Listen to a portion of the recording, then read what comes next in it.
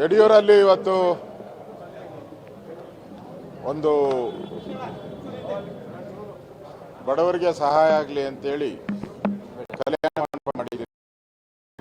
ಅದೇ ರೀತಿ film release ಮಾಡೋ ಅಂಥದ್ದಕ್ಕೆ ಸಾಂಸ್ಕೃತಿಕ ಮಾಡೋ ಥಿಯೇಟ್ರ್ ಒಂದು ಮಾಡಿದ್ದೀರಿ. ಭಾಳ ಅತ್ಯಾಧುನಿಕವಾಗಿ ಸುಮಾರು 20 ಕೋಟಿಯಷ್ಟು ಹಣ ಖರ್ಚು ಮಾಡಿ ಬಡವರಿಗೆ ಸಹಾಯ ಆಗಬೇಕು ಅನ್ನೋ ದೃಷ್ಟಿಯಿಂದ ಈ ಸಮುದಾಯವನ್ನು ಭವನ ಮಾಡಿದ್ರಿ. ಎಲ್ಲರೂ ಇದರ ಉಪಯೋಗವನ್ನು ಪಡಿಬೇಕು. ನಾನು ತೇಜಸ್ವಿ ಸೂರ್ಯ ಅವರು ಇದೆಲ್ಲ ಈಗ ತಾನೇ ಉದ್ಘಾಟನೆ ಮಾಡಿ. ನೆನ್ನೆ ನೀಟ್ ಮರು ಪರೀಕ್ಷೆ ಆಯಿತು ಸರ್. ನೀಟ್ ಮರು ಪರೀಕ್ಷೆಯಲ್ಲಿ RC ಕಾಲೇಜಿನಲ್ಲಿ 3 ಜನ ವಿದ್ಯಾರ್ಥಿಗಳು ಟ್ರಾಫಿಕ್ ಜಾಮ್ ಅನ್ನೋ ಕಾರಣಕ್ಕಾಗಿ ಇನ್ ಟೈಮ್ ಹೋಗಲಿಲ್ಲ ಅನ್ನೋ ಆರೋಪ ಇದೆ. ಪೋಷಕರು ಇದೇ ಆರೋಪ ಮಾಡಿದ್ದಾರೆ. ಆದರೆ ಗೃಹ ಸಚಿವ ಪ್ರಿಯಾಂಕ್ ಖರ್ಗೆ ಅವರು ಟ್ರಾಫಿಕ್ ಜಾಮ್ ಅಲ್ಲ, ಬೇರೆ ಬೇರೆ ಕಾರಣ ಇರುತ್ತೆ ಅನ್ನುವಂಥ ಆರೋಪ ಮಾಡಿದ್ದಾರೆ. ಜೊತೆಗೆ ನೀಟ್ ಲೀಕ್ ಆಗಿದ್ದಲ್ಲ ನೀಟ್ ಪರೀಕ್ಷೆ, ಅದಕ್ಕೆ ಕೇಂದ್ರ ಸರ್ಕಾರ ಜವಾಬ್ದಾರಿ ತೆಗೆದುಕೊಂಡಿಲ್ಲ, ಅವರು ಮೊದಲು ವಿದ್ಯಾರ್ಥಿಗಳ ಕ್ಷಮೆ ಕೇಳಬೇಕು ಅನ್ನುವಂಥ ಆರೋಪ ಮಾಡಿದ್ದಾರೆ.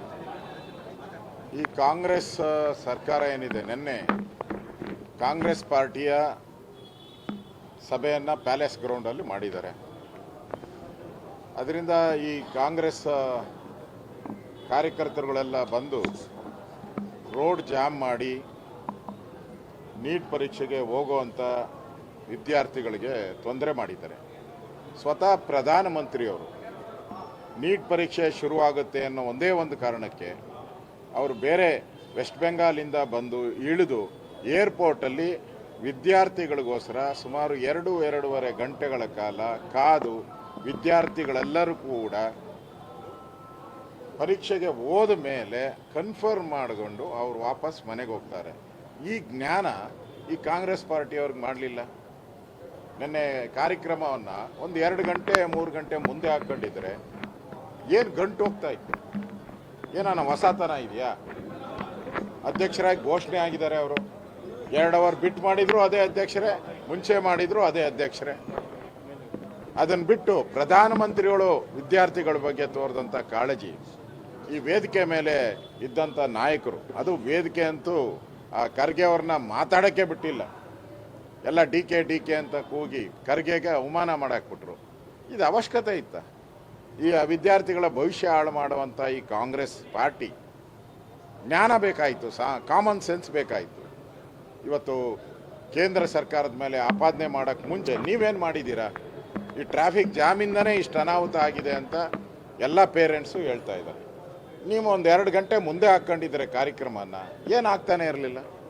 ಅದರಿಂದ ಇದಕ್ಕೆ ನೇರ ಕಾರಣ ಕಾಂಗ್ರೆಸ್ ಪಾರ್ಟಿನೇ, ಕಾಂಗ್ರೆಸ್ ಸರ್ಕಾರನೇ. ನಾಳೆ 12 ಗಂಟೆಗೆ ರಾಷ್ಟ್ರೀಯ ಅಧ್ಯಕ್ಷರಿಗೆ ನಾವು ಅಪಾಯಿಂಟ್ಮೆಂಟ್ ಕೇಳಿದ್ರಿ. ಒಂದು 4 ದಿನದಿಂದ 12 ಗಂಟೆಗೆ ಅಪಾಯಿಂಟ್ಮೆಂಟ್ ಕೊಟ್ಟಿದ್ದಾರೆ.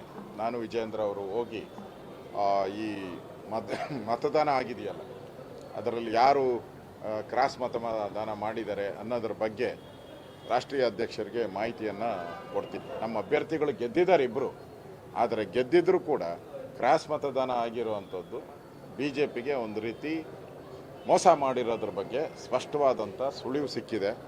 ಯಾರು ಮಾಡಿದ್ದಾರೆ ಅದು ಪತ್ತೆ ಹಚ್ಚಬೇಕಾಗಿದೆ. ಈಗಾಗಲೇ ಸಮಿತಿ ನೇಮಕ ಮಾಡಿದ್ದೀರಿ. ಅವರು ರಿಪೋರ್ಟ್ ಕೊಡ್ತಾರೆ, ಇವತ್ತು ಅಥವಾ ನಾಳೆಯಲ್ಲಿ ರಿಪೋರ್ಟ್ ಕೊಡ್ತಾರೆ. ಅದನ್ನು ಕೂಡ ಕೇಂದ್ರಕ್ಕೆ ಕಳಿಸ್ಕೊಡ್ತಾರೆ. ಡೌಟ್ಸ್ ಇದೆ, ಆದರೆ ಇನ್ನೂ ಕನ್ಫರ್ಮೇಷನ್ ಆಗಿಲ್ಲ. ಅದೆಲ್ಲ ಬೀದಿಗೆ ಬಂದೇ ಬರ್ತದೆ. ಇಷ್ಟೆಲ್ಲ ಮೋಸ ಮಾಡಿದವರು ಏನು ದುಡ್ಡು ತಗೊಂಡು ಓಸಿಯಾಗಿ ಏನು ವೋಟ್ ಮಾಡಿರ್ತಾರಾ? ಯಾರೋ ಕೆಲವ್ರು ಹೇಳ್ತಾ ಇದ್ದಾರಂತೆ, ಏನೋ ಅಭಿವೃದ್ಧಿಗೋಸ್ಕರ ದುಡ್ಡು ತಿಂದುಬಿಟ್ಟು ಚೆಂದಾಗಿ ಚೆಂದ ಕುದುರೆ ವ್ಯಾಪಾರ ಮಾಡ್ಕೊಂಡು ಅಭಿವೃದ್ಧಿಗೆ ಮಾಡ್ತೀರಿ.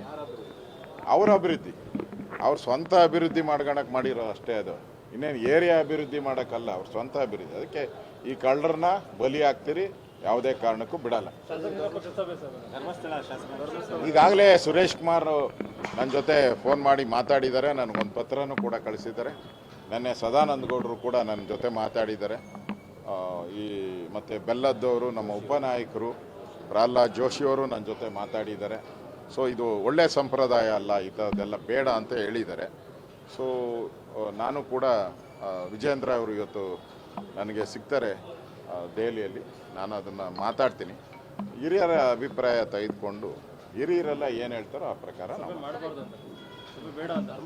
ಅಲ್ಲ, ಎಲ್ಲರೂ ಹೇಳಿರೋದು ಬೇಡ, ಧರ್ಮಸ್ಥಳವನ್ನು ರಾಜಕೀಯವಾಗಿ ಯೂಸ್ ಮಾಡಬಾರ್ದು ಅಂತ ಅಭಿಪ್ರಾಯ ವ್ಯಕ್ತ ಮಾಡಿದ್ದಾರೆ. ಅದನ್ನು ನಾನು ಕೂಡ ರಾಜ್ಯದ ಅಧ್ಯಕ್ಷರ ಜೊತೆ ಮಾತಾಡಿ ಇವತ್ತು ಏನು ಸ್ಪಷ್ಟನೆ ಕೊಡ್ತೀರಾ ಸರ್ ಡೆಲ್ಲಿಗೆ ಹೋದಾಗ?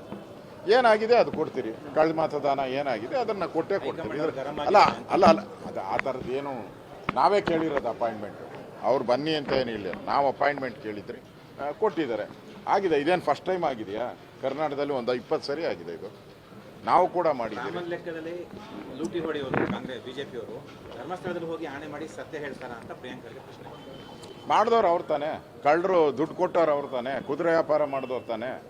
ಆ ಕುದುರೆ ವ್ಯಾಪಾರ ಮಾಡಿದವರು ಬಂದು ಹೇಳಲಿ, ಬಂದು ಪ್ರಮಾಣ ಮಾಡಲಿ ನಾವು ಕುದುರೆ ವ್ಯಾಪಾರ ಮಾಡಲಿಲ್ಲ ಅಂತ. ಸವಾಲ ಇದು ಅಲ್ಲ, ಹೌದು. ಈ ನೋಡಿ, ಅಧಿಕಾರ ಇದೆ, ನೀವು ಮಾಡಿದ್ದೀರಾ. ಹಿಂದೆ ನಮ್ದು ಅಧಿಕಾರ ಇದ್ದಾಗ ನಾವು ನಿಮ್ಮ ಕಾಂಗ್ರೆಸ್ ಅವ್ರನ್ನ 16-17 ಜನನ ನಾವು ಕಾಂಗ್ರೆಸ್ಸನ್ನು ಬಿಡಿಸಿದ್ದೀರಿ. ಏನು ಹೊಸದೇನಲ್ಲ, ಇದೇನು ಹೊಸ ವಿದ್ಯೆ ಏನಲ್ಲ ಇದು. ಯಾವ ಸರ್ಕಾರ ಬಂದರೂ ಮಾಡ್ತಾರೆ. ಇವತ್ತು ತೋರಿಸಿದ್ದೀರಾ. ನಮ್ಮನ್ನು ಆಪರೇಷನ್ ಕಮಲ ಅಂತಿರಲ್ಲ, ನಿಮ್ಮ ದಿನ ಏನು ಇದು ಮಾಡಿರೋದು? ನೀವು ಮಾಡಿರೋ ಈ ಅಲ್ಕಾ ಕೆಲಸಕ್ಕೆ ಏನಂತ ಕರಿಬೇಕು?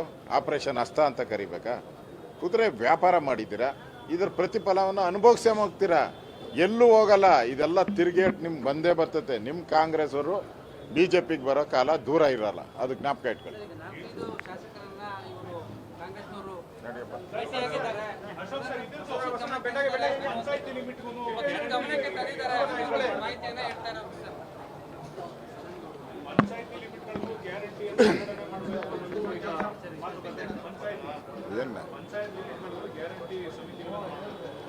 ಈಗಾಗಲೇ ಗ್ಯಾರಂಟಿ ಎಲ್ಲ ರದ್ದು ಮಾಡೋಕ್ಕೆ ಸುಮಾರು 20-30 ಲಕ್ಷ ಗ್ಯಾರಂಟಿ ಸ್ಕೀಮ್ಗಳನ್ನು ರದ್ದು ಮಾಡೋಕ್ಕೆ ಅಧಿಕಾರಿಗಳಿಗೆ ಸೂಚನೆ ಕೊಟ್ಟಿದ್ದಾರೆ. ಮೇಲ್ನೋಟಕ್ಕೆ ನಾವು ಗ್ಯಾರಂಟಿ ರದ್ದು ಮಾಡಲ್ಲ ಅಂತ ಹೇಳಿದ್ದಾರೆ. ಹಾಗಾದ್ರೆ ನಿಮ್ಮ ಮ್ಯಾನಿಫೆಸ್ಟೋದಲ್ಲಿ ಏನು ಹೇಳಿದ್ರಿ? ಎಲ್ಲ ಮಹಿಳೆಯರಿಗೂ 2,000 ಅಂತ ಹೇಳಿದ್ರಿ, ಎಲ್ಲ ಮನೆಗೂ ಫ್ರೀ ಕರೆಂಟ್ ಅಂತ ಹೇಳಿದ್ರಿ. ಮಾಡಿದ್ದೀರಾ? ಇಲ್ಲೇ ಮಾತು ತಪ್ತಾ ಇರೋದು ಸ್ಪಷ್ಟ ಆಗ್ತಾ ಇದೆ. ರಾಜ್ಯದ ಜನತೆಗೆ ನಾನು ಹೇಳಕ್ಕೆ ಇಷ್ಟಪಡ್ತಾ ಇದ್ದೀನಿ, ಗ್ಯಾರಂಟಿ ಅವರು ಈಗಾಗಲೇ ಅಧಿಕಾರಿಗಳಿಗೆ ಸೂಚನೆ ಕೊಟ್ಟಿರೋದು ನನಗೂ ಮಾಹಿತಿ ಬಂದಿದೆ ಅಧಿಕಾರಿಗಳಿಂದ. 20-30 ಲಕ್ಷ ಈ ಗ್ಯಾರಂಟಿ ಸ್ಕೀಮ್ಸು ಏನಿದೆ, ಗೃಹಲಕ್ಷ್ಮಿ ಇರ್ಬೋದು, 2,000 ರೂಪಾಯಿ ಕೊಡೋದು, ಇದೆಲ್ಲ ಕಟ್ಟಾಗ್ತಾ ಇದೆ. ಅದರಿಂದ ಈ ಗ್ಯಾರಂಟಿ ಸಮಿತಿಗಳೇನಿದೆ, ಈ ಸಮಿತಿಗಳೇ ನಾಲಾಯಕ ಸಮಿತಿಗಳು. ಸುಮಾರು 150 ಕೋಟಿ ಖರ್ಚಾಗ್ತೈತೆ ಇವ್ರಿಗೆ. ಇವ್ರ ಬಾಡಿಗೆ, ಇವ್ರಿಗೆ ಸಂಬಳ ಎಲ್ಲ ಸೇರಿ. ಇನ್ನು ಪಂಚಾಯಿತಿ ಮಟ್ಟಕ್ಕೆ ಏನಾನ ತಗೊಂಡೋದ್ರೆ 300-400 ಕೋಟಿ ಇವರೇ ತಿಂದು ಹಾಕ್ಬಿಡ್ತಾರೆ. ಅದರಿಂದ ಸರ್ಕಾರದ ಟ್ಯಾಕ್ಸ್ ಪೇಯರ್ಸ್ ಹಣವನ್ನು ಕಾಂಗ್ರೆಸ್ ಪಾರ್ಟಿಯ ಯೂಸ್ ಮಾಡ್ತಾ ಇರೋದು ಇದು ರಾಜ್ಯಕ್ಕೆ ಬಗ್ದಂಥ ದ್ರೋಹ. ಮಾಡ್ಕೊಂಡಿದ್ದೀವಿ, ಆದರೆ ಇಂಥ ಅವಕಾಶ ಬಿಜೆಪಿ ಸಿಕ್ಕಿಲ್ಲ, ಕೈ ಒಸ್ಕೊತಾ ಇದ್ದಾರೆ ಅನ್ನೋ ಮಾತನ್ನು DK ಶಿವಕುಮಾರ್ ಹೇಳಿದ್ದಾರೆ ಸರ್. ಒಪ್ಪಂದ ಆಗಿದ್ದು 2.5 ವರ್ಷ. ಯಾಕೆ 2.5 ವರ್ಷದಲ್ಲಿ ಒಪ್ಪಂದ ಜಾರಿಗೆ ಬರಲಿಲ್ಲ? 3 ವರ್ಷ ಯಾಕಾಯಿತು? ಹೇಳಿ ಜನಕ್ಕೆ, ಒಪ್ಪಂದಗಡೆ ಮಾಡಲಿ ಎಷ್ಟಕ್ಕಾಗಿದೆ ಅಂತ. ಕಾದು ಬೇಡಿ ಧಮ್ಕಿ ಹಾಕಿ ಕಿತ್ಕೊಂಡಿರೋದು ಅಧಿಕಾರನ. ಸಿದ್ದರಾಮಯ್ಯನ ಕೆಳಗಿಳಿಸಿ ಸಿದ್ದರಾಮಯ್ಯನವ್ರಿಗೆ ಅವಮಾನ ಮಾಡಿ, ಸಿದ್ದರಾಮಯ್ಯನವರು ನನಗೆ 15 ದಿನ ಟೈಮ್ ಕೊಡು ಅಂದ್ರೂ ಕೊಡದೆ ಕಿತ್ಕೊಂಡಿರೋವಂಥದ್ದು. ಮುಂದಿನ ದಿನ ಗೊತ್ತಾಗ್ತದೆ ಈ ಸಿದ್ದರಾಮಯ್ಯನವ್ರು ಏನೇನು ಮಾಡ್ತಾರೆ ಅಂತ, ಮುಂದೆ ಗೊತ್ತಾಗ್ತದೆ. ಘೋಷಣೆ ಮಾಡುವಂತ ಕೆಲವು ಪ್ರಾಜೆಕ್ಟ್ಗಳು ಬರೋದೇ ಇಲ್ಲ. ಅವ್ರಿಗೆ DK ಶಿವಕುಮಾರ್ ಘೋಷಣೆ ಮಾಡಿದ ಕೆಲವು ಪ್ರಾಜೆಕ್ಟ್ಗಳು ಚಾರ್ಜಿಂಗ್ ಬರೋದೇ ಇಲ್ಲ. ಏನಿದ್ರು ಕೂಡ ರಿಯಲ್ ಎಸ್ಟೇಟ್ಗೆ ಸಂಬಂಧಪಟ್ಟಂತೆ ಮಾಡ್ತಾರೆ ಅನ್ನೋದು ವ್ಯಾಖ್ಯಾನ ಆರಂಭ. ಪಕ್ಕ ಅದ್ರಲ್ಲಿ ಡೌಟೇ ಇಲ್ಲ. ಬಿಡದಿ ರಿಯಲ್ ಎಸ್ಟೇಟ್ ಮಾಡ್ತಾ ಇರೋದು, ಟನಲ್ ರೋಡು ಇವ್ರಿಗೆ ಯಾರು ಅದಾನಿ ಕೊಟ್ಟಿದ್ದಾರೆ. ಅಲ್ಲಿ ರಾಹುಲ್ ಗಾಂಧಿ ಅದಾನಿ ಪ್ರಧಾನಿಗೆ ಕಪ್ಪ ಕಾಣಿಕೆ ಕೊಡ್ತಾರೆ ಅಂತ ಆಪಾದನೆ ಮಾಡ್ತಾರೆ. ಇಲ್ಲಿ DK ಶಿವಕುಮಾರ್ ಅದಾನಿನ ಕರ್ಕೊಂಬಂದು ಡೀಲ್ ಮಾಡ್ಕೊಂಡಿದ್ದಾರಲ್ಲ, ಇದು ಟನಲ್ ರೋಡು, ಇದಕ್ಕೇನು ಹೇಳ್ತಾರೆ ಅವರು? ಪ್ರಧಾನಿ ನರೇಂದ್ರ ಮೋದಿ ಬಗ್ಗೆ ಆಪಾದನೆ ಮಾಡೋರು ನೀವೇನು ಮಾಡಿದ್ದೀರ? ಇಲ್ಲಿ ನಾಚಿಕೆ ಆಗಲ್ವಾ ನಿಮಗೆ? ನೀವೇನು ಕೊಟ್ರಿ ಅದಾನಿಗೆ ಟೆಂಡರನ್ನು? ನಾಚಿಕೆ ಆಗ್ಬೇಕು ನಿಮಗೆ. ಅಲ್ಲಿ ಬೈಯೋದು, ಇಲ್ಲಿ ಒಳ ಒಪ್ಪಂದ ಮಾಡ್ಕೊಳೋದು. ಅಲ್ಲಿ ಅಂಬಾನಿ ಮದುವೆಗೆ ನಾನು ಹೋಗಿಲ್ಲ, ನಾನು ಹೋಗಲ್ಲ ಅಂತ ರಾಹುಲ್ ಗಾಂಧಿ ಹೇಳೋದು, DK ಶಿವಕುಮಾರ್ ತಗೊಂಡೋಗಿ ಗಿಫ್ಟ್ಗಳು ಕೊಡೋದು ಮದುವೆಗೆ ಹೋಗಿ. ಇದು ಕಾಂಗ್ರೆಸ್ಸಿನ ಎಡಬಿಡಂಗಿತ್ತರ.